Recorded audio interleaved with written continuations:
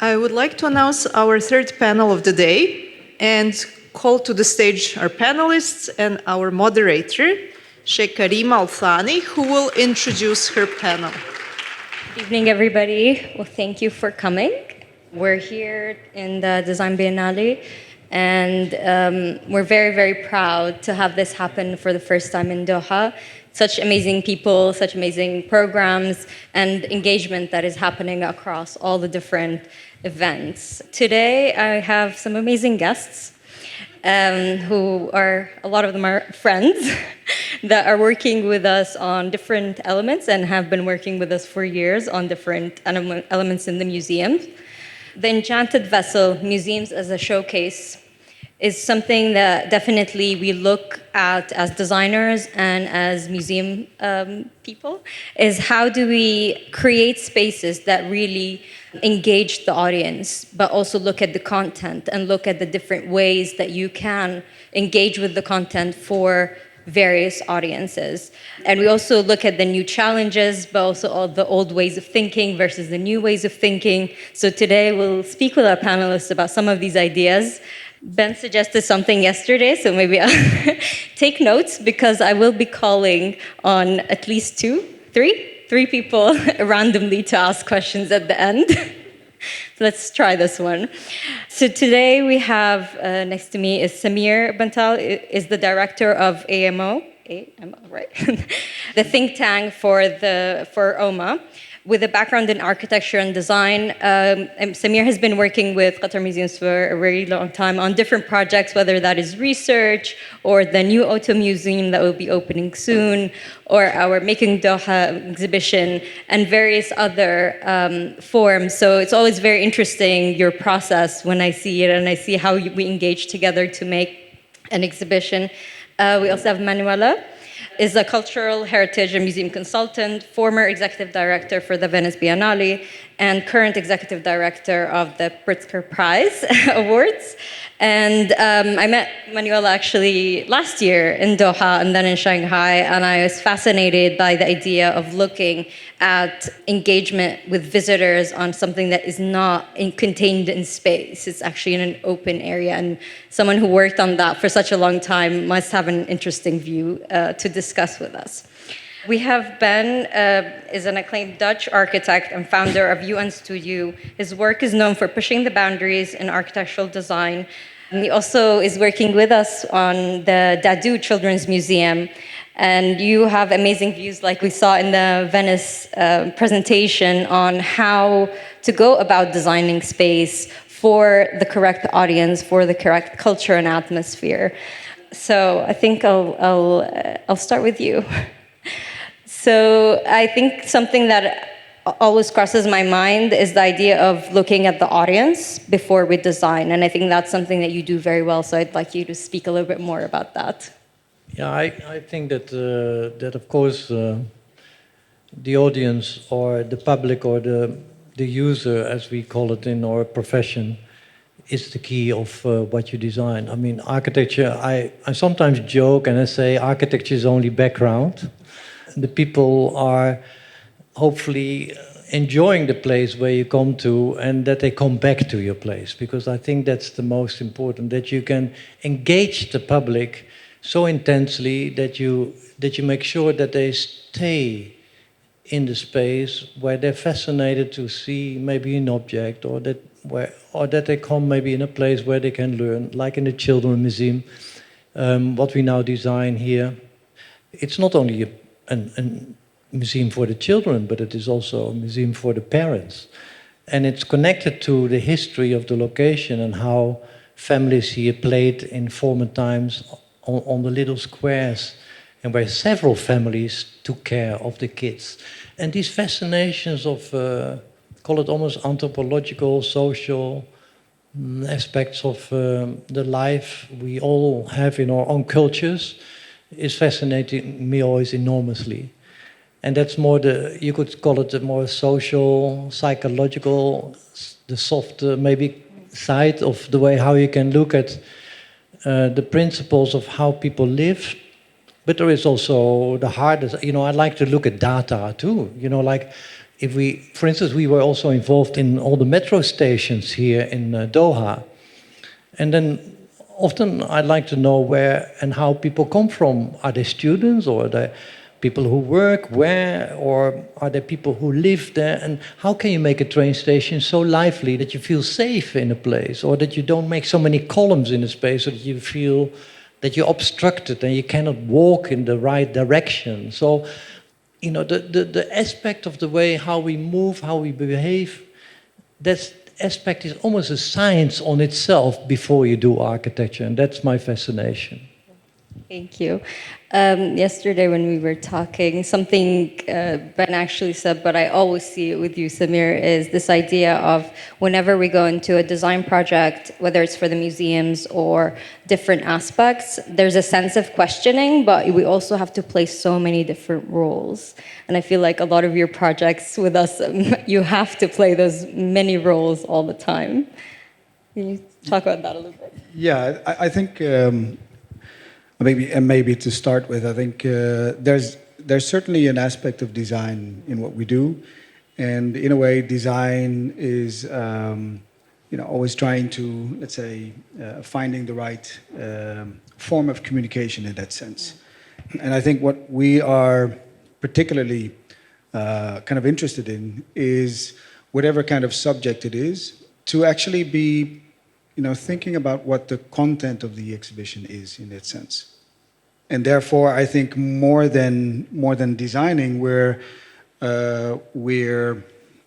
more interested in almost like editing, almost editing as if you would compose a kind of newspaper or a magazine in that sense. And 2019 in that sense was like a very special year because I was working on 3 exhibitions at the same time. So there was the countryside exhibition in the Guggenheim, the figures of speech exhibition that I did with Virgil in Chicago, and of course our Making Doha. And I think that what was interesting, or what was the kind of unifying component of each of these exhibitions, was a kind of starting point from basically deliberately not knowing before you start what you're going to talk about, research or design in that sense. And then as you go, put together an exhibition, but also edit as a form of learning for myself, but also as a form of introducing a certain, let's say, topic to an audience, and trying to visualize or trying to capture how anyone from basically being a very, almost like an expert in a field, would walk through the exhibition as much as someone who doesn't know anything about the exhibition. So therefore, like, it's much more a kind of form of editing in that sense. And I think, like, what was especially interesting about the Making Doha show that we did was that, well, first of all, the timeline was quite a challenge. And secondly, I think the fact that as we were curating the show, we also were interviewing people and finding out where knowledge, in a way, was captured and almost like archived within the city. And so this was it was really almost like, in a kind of like investigative report that we were writing about, like, Doha, that also became an exhibition. And so there's a level of investigation, there's a level of finding out, but there's also like a level of I don't know, like going to the Baladna farm. True, like it was basically a kind of a long series of field trips, and that's actually what happens in many of the exhibitions. Yeah. Thank you. So to pick up on this line, Manuela, we yesterday also spoke a little bit about this. Being someone who worked also an architect, but someone who worked in the Venice Biennale for 25, 26 years, this concept of it not being in a contained space, but you still have the same elements of a museum, which is audience, content, partnerships, exhibitions, collections, and so much more, also curators, themology. So there's a lot of different elements, but you're doing it on a much, much bigger scale. And I think that's a very fascinating, especially you see now in how we're starting to venture into the Biennale world. My question to you would be more about how do you do it? Like, how does that work from that aspect as people who work in the Venice Biennale and not just people who are working on a one pavilion to understand all these different elements for your audience? Well, that's a complex question. I'll try to be as quick as I can. So the Venice Biennale is basically a huge and complex container, as you can imagine. And because there are different dimensions, there is a dimension for us, the main one of the curator. So you have to basically produce and support and make it happen, all what the curator has in mind, even the most impossible projects. You have to work with the architects, with the artists, and I was lucky enough to work with Ben many times, indirectly also with Samir, because he was part somehow of Reims Biennale. And each time it's an incredible experience. I mean, you have to, of course, you have procedures, you have rules, but you also have to be very flexible, otherwise it will never happen. You have to be creative, which is probably the most difficult, but also the most beautiful part of it. And then you have all the national pavilions. So it's a very special, I would say, unique platform where different, not only different countries, but different cultures, different approaches, different messages meet. And the result is what the visitors can say. And it's very fascinating for me. I'm basically, among you, I'm the newcomer to Doha. This is only my second time. But I tried to see as much as I could in these 2 times. And my impression is very strong. So I was thinking yesterday of if we take the structure of the Biennale, not of the Venice Biennale 2024. I'm thinking of the Venice Biennale 1893 when it was invented. This was the mayor of Venice who wanted to create an international art exhibition to attract a different kind of tourists to Venice in this idea and this logic of the style of the Grand Tour. So imagine a city with a cultural infrastructure. The Biennale became basically, apart from the museums, but it became the cultural infrastructure of Venice. And then you have a logistic, a transport infrastructure, and then you have a touristic infrastructure. Of course, it evolved, as we know, until today, but if you take these 3 elements and you look at Doha, it's quite impressive how you can find the same premises, I would say. I mean, you have an incredible infrastructure of museums, which I visited, not all of them, but mostly. And not only of museums, but also of institutions like yesterday. I was very impressed by Liwan. These are places that are at the same time production places, are places of memory, are places of co-work, are creative hubs in a way, multicultural, multidisciplinary spaces. You have an infrastructure of transportation. I mean, the metro station is just one of the examples. And you have an incredible infrastructure for tourism. So I saw many parallel and common things. And also the main element about the Venice Biennale is that if you think of Italy, it could only be born in Venice. Because Venice used to be the gateway to the east, the bridge between the north and the south, the east and the west, the port city, the Mediterranean, and all of that. So it could only happen in Venice. And it was since the beginning the intention was to establish an international platform for exchange, for cultural exchange, of course, but also for commercial exchange. This was the aim of the thing since the very beginning. Imagine that I think in the edition of the 1910, if I'm not wrong, there was a special promotion of a train ticket that included the access to the Venice Biennale. So if this is not marketing, tell me what it is. So, and there are this combination of the 2 dimensions, local and global, which have always been, I think, the secret sauce of the Venice Biennale. And I can see it very well here at different scales in all what you do. Take the design exhibition, for example. It is incredible how you could give an overview of a sort of regional dimension of creativity, but at a totally global scale. This can speak to everyone. So there are really a lot of similarities. I don't know if I answered your question, but I can see really a lot of references. So if you ask me if we need another Biennale in Europe, I would probably answer no. If you ask me, do we need another Biennale in this part of the world, I would say yes. Because it's also about shifting the focus and creating new dialogues, which is basically why the Venice Biennale was born. Thank you for actually bringing in this history.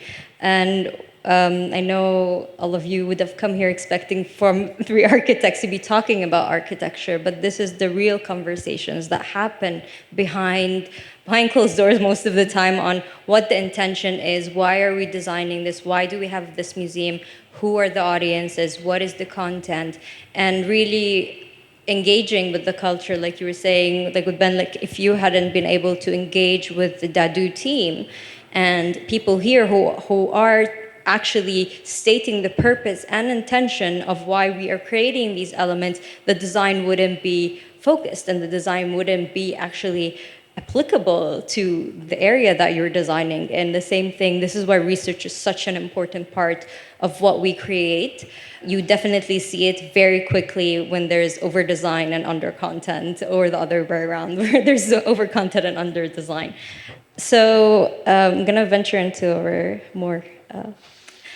now with everything that you guys are seeing happening, especially with AI, we had this conversation yesterday a little bit more on where do you think we're heading with that, and how is this going to impact our museums? Like right now, we know that our museums are not museums of the past, they're museums of the future. They're being built for audience and should last, especially new museums, should last for more than 100 years from now. So how do you think this speed with AI and technology that's happening now going to impact museums that are existing, but museums that are coming as well? I, of course, talk a lot to museum directors and curators. And of course, there is a worry, like there is a worry in our profession in general about AI. But I think the worry should not be so big, because I have seen until now that technology over the time helped us to understand where and how over the time, when you use more this technology, how you can learn from it and what you can pick from the technology of what you can implement of it and not. Like I remember when the first, how do you call them, these readers, computer readers, how do you call them again? These yeah, not the iPads. No, I mean, everyone was buying books on these kind of little pads. You know, I was actually 9, 8 years ago, often in a plane. I've seen so many people having these pads. And now almost you don't see anyone in the airplane reading on these pads anymore. The Kindle, you'd like. The Kindles, yeah, the Kindles. So, but that's not saying, you know, we should, over time, forget about AI, because it's clearly having a dramatic impact on our culture already right now, and it's going very fast. But for instance, I had a nice conversation with Max Hollein. You all know him. He is a director of a museum in New York, and he is actually highly fascinated also in technology, and he believes that technology could be, in one way or the other, maybe support the knowledge of an artist.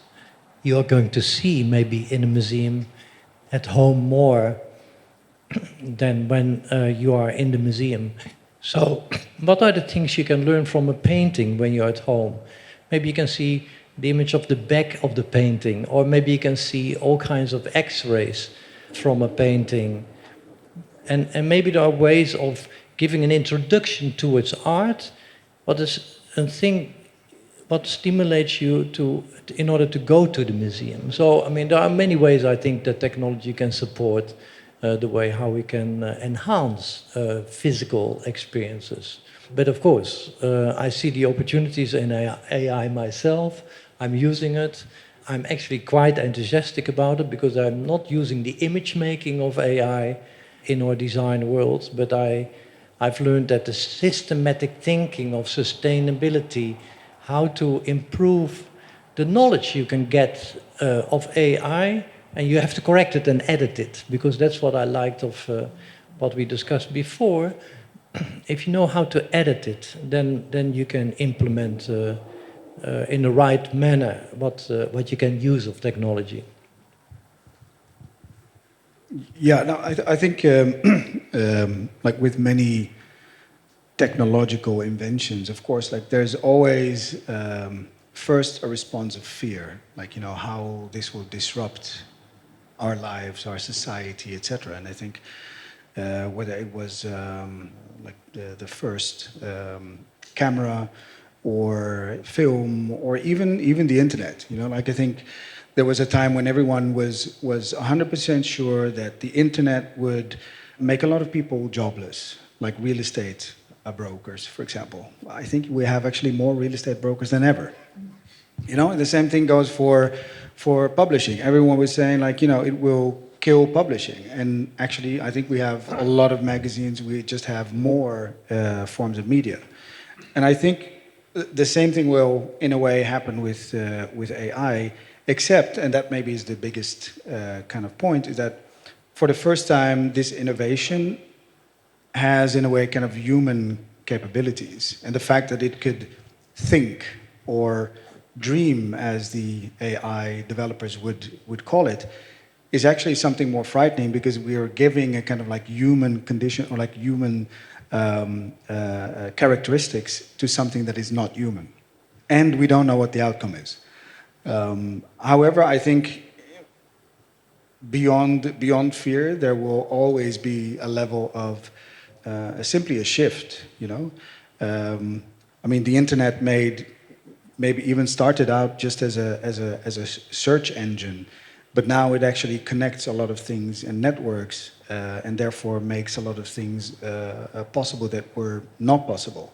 So there's definitely a level of you know, shifting our societies and maybe even our way of thinking to even the way that we how do you say, like, approach design or creating ourselves, where again, like, the one thing that we're able, instead of the AI, and I don't know whether that's a matter of time, I'm not an expert on that, but we're able to think of an original, a new idea, while the AI is, of course, constantly fed with existing ideas. And therefore, it's always a kind of collage of existing ideas and almost like a guess of, like, maybe you mean this, or maybe you mean that. So in that sense, again, I think there's a way in which we can use it, and very much to our advantage. But there's also a factor where we don't know what the outcome is. And I think that's met with fear, but not necessarily, I would say. Manoel, I'm going to ask you this. So I think from the point of view of making exhibitions, of course, AI, but also VR technology has been evolving constantly. And in my 25 years at the Biennale, I mean, when I started, I remember these bulky TV monitors, you know, like Nam June Paik style. And now look at the incredible technology that we have that we can use, and this is all to the benefit of the artists and the architects to display. These are incredible tools for their work. Samir was saying that maybe if this can replace one person's mind, it cannot replace the creativity, and I think it cannot replace the connections, the community, the joint work. And maybe now I will probably answer better your previous question. You know, when you see an exhibition, the Biennale in particular, it's never what you see hanging on walls. The exhibition is a result of an incredible process of so many energies, and these are the energies of the curators, of the artists, the architects, the producers, the labor, the workers, and the public, and the press, and whoever interprets the exhibition. So it's an incredible flow of energies, of course, within a very precise, rigorous process. And we spend months when we work on an exhibition. The Biennale is also quite a short amount of time, but you spend something between 9 and 10 months discussing, changing, making proposals, checking the feasibility, finding the resources to make it happen. So it's an incredible flow of energies. And then the final result is not even the same as it was on the paper at the beginning. you know very well, and Ben as well, maybe even more than in a building, because you can change more or less until the last minute. So I don't think that all this can be replaced. I mean, these are very important and substantial tools, but not the whole thing. It's interesting because I'm trying to think of, do you see a trend now? Because architecture is not something that happens in a year, that something happens in a month. This happens in years and conversations. Each museum we have here takes about 10 years for it to happen. It's not about the building, it's actually about the content. I'm wondering if you're seeing a shift now from requests are coming in or people that you're working with on what would be needed for the future. Like, what is there that is different than what is actually being asked? Is the role of museums changing? Is the role of a building actually changing, especially after COVID? I think as a profession, I think architecture is by definition working about future. Because the thing that you start working on today would not be built until a very long time in the future. And typically big buildings would cost about 10 years. So maybe that's something that we could, through, let's say, technology, shorten. But as such, and as you are always working and almost like projecting a way of use of a building in the future, in a kind of future condition, you by definition have to think about that future. And whether that's, I think a good example is the Seattle Library that OMA did in late 90s, early 2000s. The building itself had to think about what is the role of a book in the future and how will people read in the future, and is this something that will disappear, because that was at that time already, and we're talking about more than 20 years ago, like the idea of the internet is going to change it, people will not read books, people will not be interested in books. And then this building in itself, I think the amount of subscriptions rose with 10,000%, or 1,000%, I don't know. But it was basically showing that actually it's about a place where people can sit together and also read and do their research and find new forms of media or new forms of content. And so in that sense, I think the challenge is always to imagine a future and then almost like projecting that path towards it and hoping that by the time that you're done with the building, the future hasn't changed too much, or that you were kind of right. Or maybe caught up to your future vision. Also, yeah. Interesting. All right, any questions? I think Ben, you should pick since it's your idea. So you get to pick. Yeah, that was my comment. I said if none of you have any question, then we're going to point at someone. So, yes, quickly, already questions come up. See, that helps. The memory doesn't fade. With our daily sort of involvements, our memory of certain things change. The intensity changes. But with artificial intelligence, most probably, it will not change, it will not be affected, it will be always fresh. So if your emotional intelligence is ruling your decision, your creativity, with the AI, it will not happen. That's why the human side of the artificial intelligence will not be present at all, because that attribute weighing between the emotional and the physical intelligence will not be sort of in the human nature which is present. So that is my comment to it. How do you look at it? Ben? You're the one who's going to answer all the questions. I didn't point at you, but I'm happy that you... But, yeah, of course, I totally agree with you. I think that I even believe that technology can open up even more our human senses than sometimes we knew. Even our training in memory, because the computer is giving us too much memory already it suggests. So you have to really work harder on what you do with your own memory. So I totally agree with you that we shouldn't forget our human experiences and the psychology of all the senses where you can feel things with deeply. And I think that is also the beauty of architecture, that if you do it well, then hopefully it touches you. You know, that a building even touches you. And that's what we said also about art.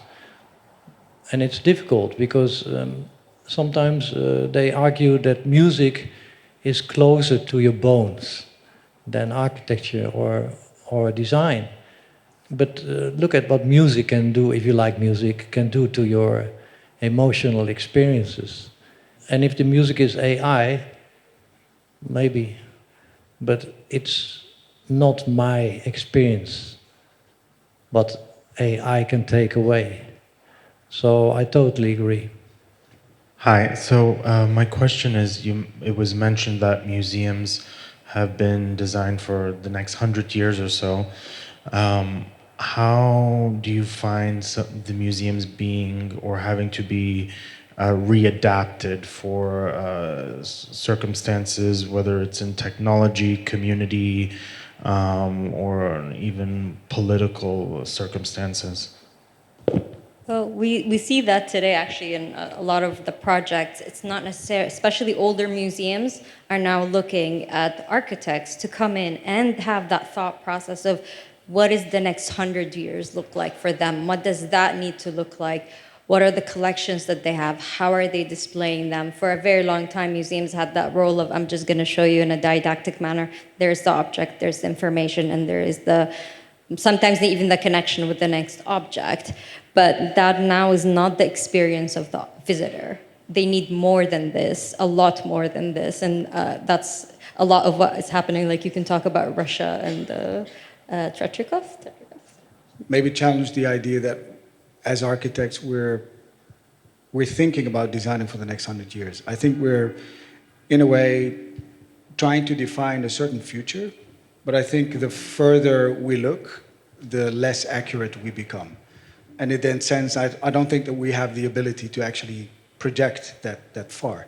However, I think that there is a kind of, almost like a range that you can design in based on developments or how people think about the future. And within that frame, I think you pick your position.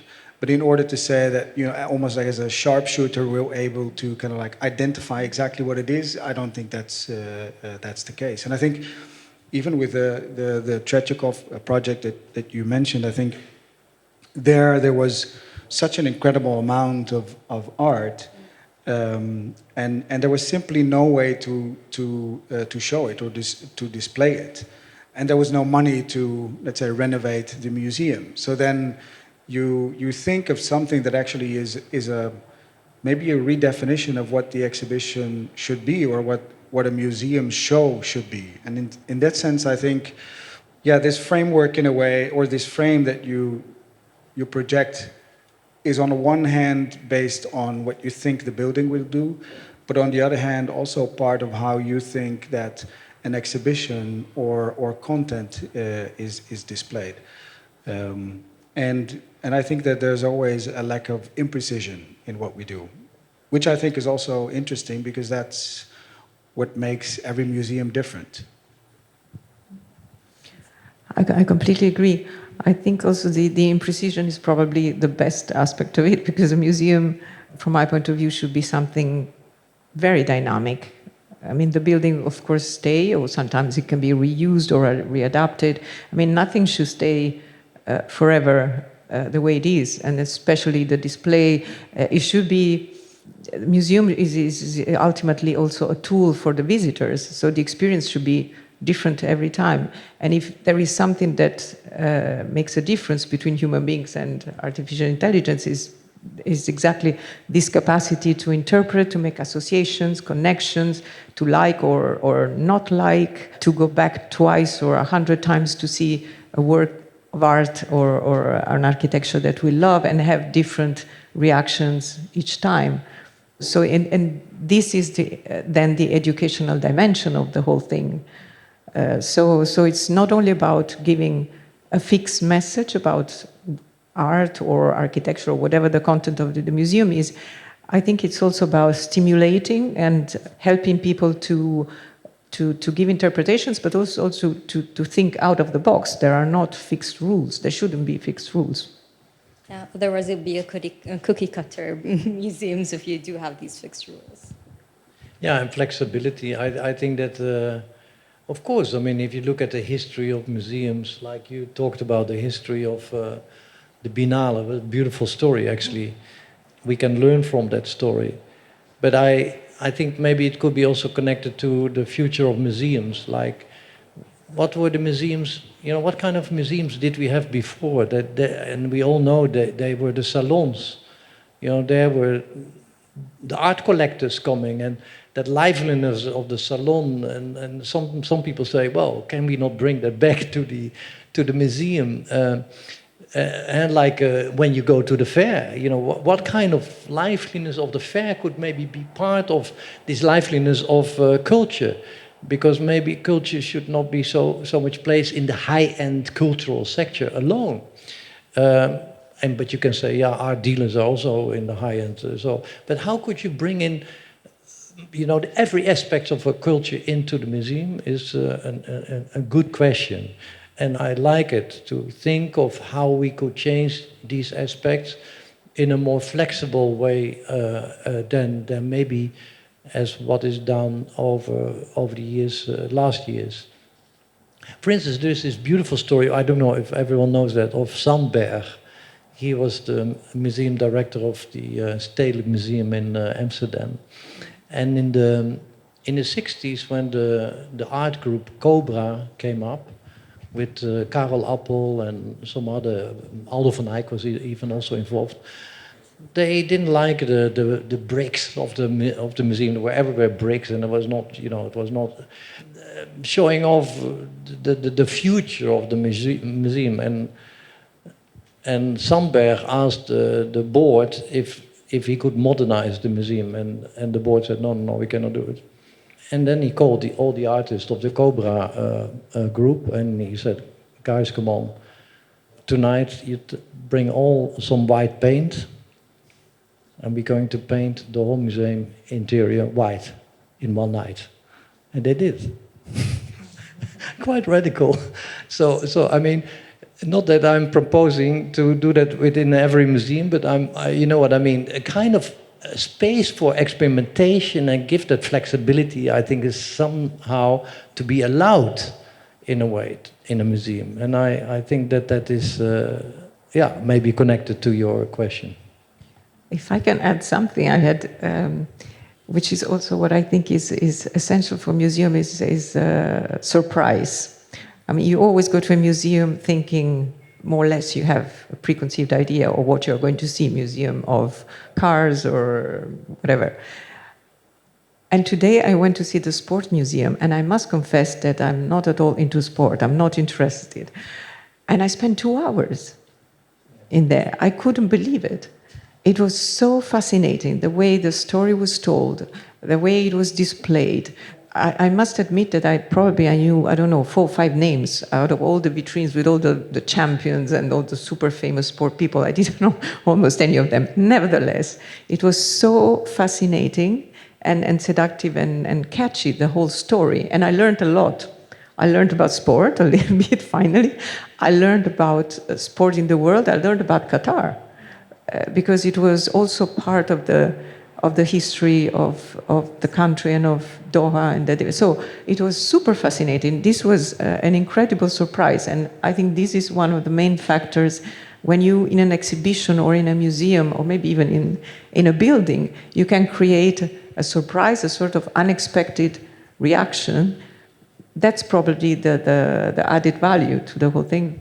Yeah, but I find it interesting, sorry to interrupt this, but that may be also, again, related to this question, is what is art? You know, what is art? why could be a car? When we designed the Mercedes-Benz Museum, the museum director was not at all interested in designing a museum, but he said, we're going to do a salon, a place for cars that we can sell. So like a kind of, shopping place almost. And then I saw the program, and it was so well written, the history of this car and the museum. Then I said to them, why are you not fascinated in making it a museum, or call it a museum? And then I referred to the helicopter hanging in the Museum of Modern Art. Do you know that? The green helicopter when you walk up the... And I said, just let's go there and let's look at that museum and look at the industrial objects who are, of course, also art. And we got in a very nice discussion, and yes, in the end it became the Mercedes-Benz Museum in the end, luckily enough. But not that I only convinced them. It was a whole group of other interior and exhibition designers who supported this idea. But what is art? What is art today and tomorrow? So I think, I'm going to add to this question here, because you guys brought it up. We're definitely seeing in museums in Europe specifically and the US, not necessarily in the Gulf, there's a different model that is being followed, but the commercial aspect of the museum becoming a vehicle for commercial aspects. It's about the number of visitors walking in, it's about number of people buying in the gift shop. This is why you find at every museum when you're exiting through the gift shop because they want you to buy so they have more money from a commercial aspect, which is not necessarily why museums were built, or you find a lot of museums changing their layouts so that could happen as an opportunity for people to pass through. Also then National Portrait Museum in London just redid their whole even path. But it was quite interesting because they were also looking at the behavior of people and looking at social media. So when you go into the museum and you have the artworks, you are now looking at the portraits almost like in a rumor or in a social aspect where this person was married to this person and then this problem happened. And you kind of go through that social, as if you're on social media actually with the artwork, which I find fascinating. But again, the real need comes from commercial, which is very, very different. And I guess as architects, is that a conversation that happens when you're looking at museums? Well, I mean, I think there's always an aspect of commerce, and I think it's almost naive to let's say, avoid that. But I think it's also the way that you approach it yourself and the way you want to answer it. As a museum, but also as an architect or as an exhibition designer. In the Guggenheim, when we were doing the countryside exhibition, the Guggenheim specifically told us, be gentle with words, the amount of words, and with images, because people spend about 13 seconds or whatever looking at a picture and then walk on. And also words, there's only a limited capacity of how much words people can actually digest. I think we put in like 40,000 words, and I think around 6,000 images, simply because we didn't believe in that concept. And you cannot continue to do the same thing as everyone thinks you should do. And I think it's your role, if you're in the field of art or culture or architecture, whatever, to constantly challenge those ideas and principles. And so people ended up going to the exhibition more than once because they couldn't read everything in one go. Or they would go back home, fact check, and then come back again. Because there was so much more information in the exhibition than the 150 words that was basically compressed to tell you everything that you should know about this person or that person. And that was a total shock for the museum. And it was something that we wanted to challenge because it also means that you're, in a sense, don't value maybe your visitors, right? And to be honest, I don't think that we had actually that much merchandise. We had a book, which was partly, like the content of the exhibition. So you're bombarded again with more content. So, it's also like, trying to move against those ideas, I think. So I'm just going to, for the audience, best practices when there's a lot of museum people here, and I see some of my students do not listen to Samir about this. So in best practices, you should have 150 words for your intro, so that's enough with 10 words on a line, so people can actually stand in front of it and read it and keep going and not just stop midway. As well as like the biggest text you can actually have is 300 words, which is your intro when you first enter but section text. So that's quite interesting, but also about how many artworks your eye can actually take in. So you talked about the salon style hangings. Your eye can really, if you have 100 artworks, your eye cannot actually take in all of these different artworks. So you will miss a lot. You'll only be able to focus on a few, and you will have to come back and look more at something. So I like that idea, that where it's coming from, but interesting from a best practices Sure, but I mean, perspective. it's fine to miss something, right? I mean, you don't have to digest everything. Like, it's fine to just like browse through a museum and say like, I like this, I'm not interested in that. I like that, I'm not, wait, let me spend 15 minutes reading this text. Or, you know what, I'll just read the big captions and walk on. You know, I think that kind of, again, like flexibility, and that's also how we say that it's much more about editing, is a way to say like, there's an essence that we want people to understand, but it's fine if they don't take everything in, and it's also fine if they do want to take everything in, so. Yeah, but I know what you mean. I mean, the fact that you need to make space for art and that you can meditate on art and that you can really let it sink in and that you really can enjoy the artwork is really wonderful and beautiful. I think that that's what we should do with art. But I think that there are many different ways, like we just heard,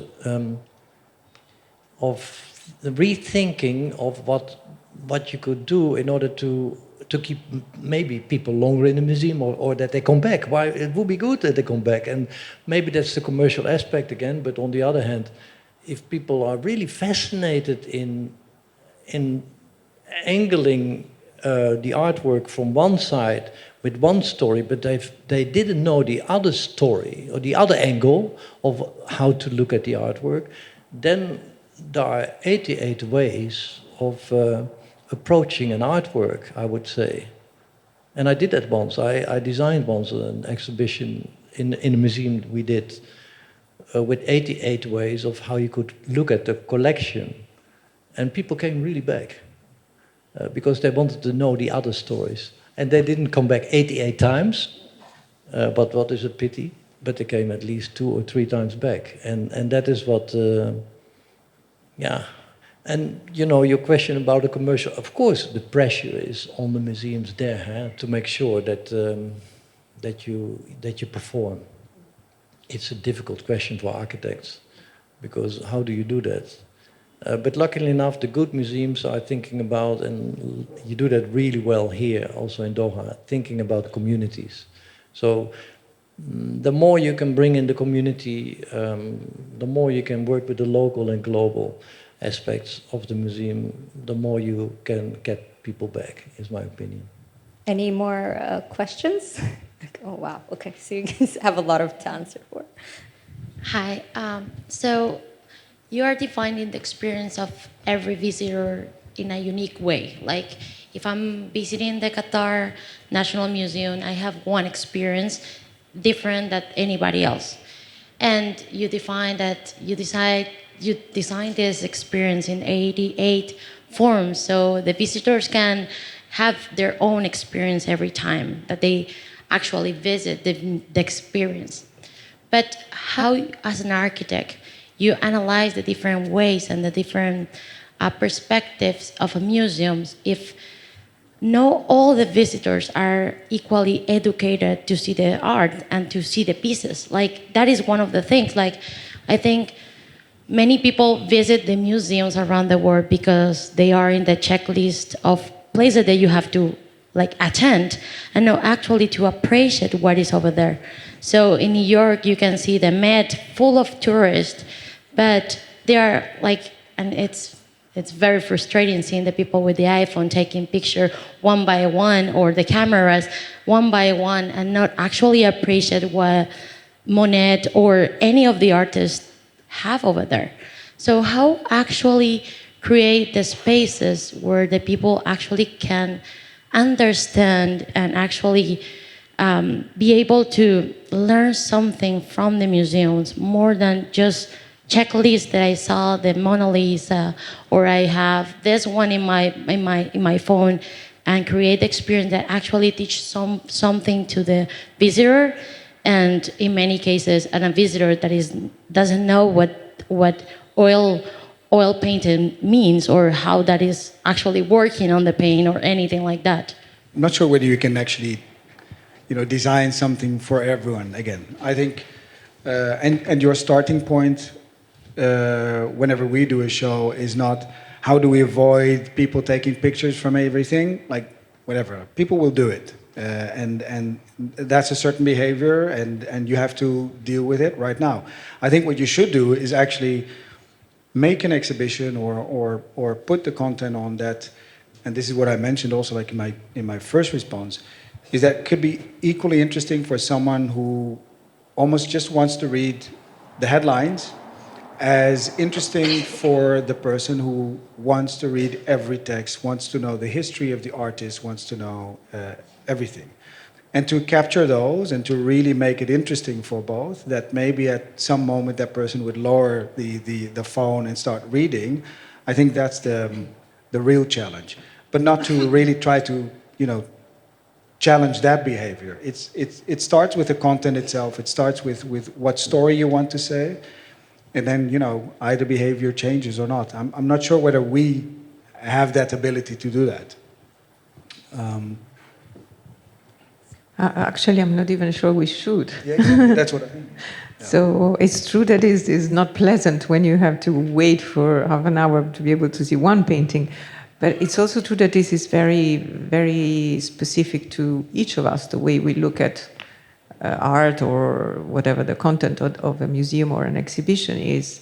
It's more from the point of view of those who make the exhibition with different capacities. It's more about giving the tools to the visitors to precisely to be able to see things the way they feel. It's more about the famous expanded eye. So the more you can give tools to expand your knowledge, your impression, your reactions, and this can happen in so many different ways that, to be honest, I don't think there should be rules. Yeah, I have a question for Sheikh Reem. So this place has an extremely long history, and one component that seems to be missing, that maybe you can tell me about it, is the archaeological perspective, looking back not maybe 500 years, 1,000 years, maybe 5,000 years, 10,000 years.